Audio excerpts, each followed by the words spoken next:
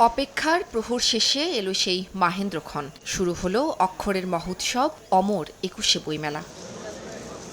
জুলাই অভ্যুত্থানে দেশের রাজনৈতিক পট পরিবর্তনের ৬ মাসের মাথায় খুলল এবারের বইমেলার দ্বার। সেই সঙ্গে মেলার রং, প্রতিপাদ্য আর দৃশ্যপটেও এসেছে পরিবর্তন, যেখানে ভাষা শহীদ বীর মুক্তিযোদ্ধাদের পাশাপাশি ঠাঁই পেয়েছে ২৪শের অভ্যুত্থানে শহীদদের স্মৃতি।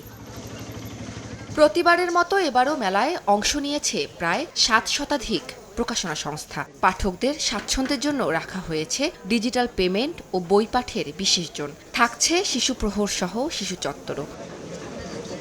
এদিকে বিভিন্ন প্রকাশনীর স্টল ও প্যাভিলিয়নের কাঠামো দাঁড়িয়ে গেলেও কিছু কিছু স্টলে এখনো চলছে রংসহ সাজসজ্জা বৃদ্ধির কাজ। প্রকাশকরাও জানালেন তাদের ব্যস্ততার কথা। আমাদের ব্যস্ততাটা ডিসেম্বর থেকে শুরু হয়ে যায়। আমাদের সাজানোর কাজও কতভাবে ঠিকঠাক মতো করতে পারছে, মোটামুটি আমরা দাঁড়াইছি। প্রথম দিন কয়েকটা দিন আমাদের একটু ফ্রি গেলেও যতদিন যাবে তত ব্যস্ততা আমাদের বাড়বে। বইমেলা শুরুতেই বই কেনার চেয়ে ঘুরে বেড়াতেই আগ্রহ বেশি পাঠকদের। কোনো বই যদি আমার ভালো লাগে তখন তো কিনে নিব, আর সাধারণত দেখতেই আসছি। বই কেনার অবশ্যই ইচ্ছা আছে, কিনবো ইনশাল্লাহ। সারা বছর পরিকল্পনা করে বইমেলাটা হওয়া উচিত। জুলাই গণ অভ্যুত্থান নতুন বাংলাদেশ বিনির্মাণ এই প্রতিপাদ্যে মাসব্যাপী প্রতিদিন বিকেল ৩টা থেকে রাত ৯টা পর্যন্ত খোলা থাকবে অমর ২১শে বইমেলা, যা ছুটির দিনে থাকবে বেলা ১১টা থেকে রাত ৯টা পর্যন্ত।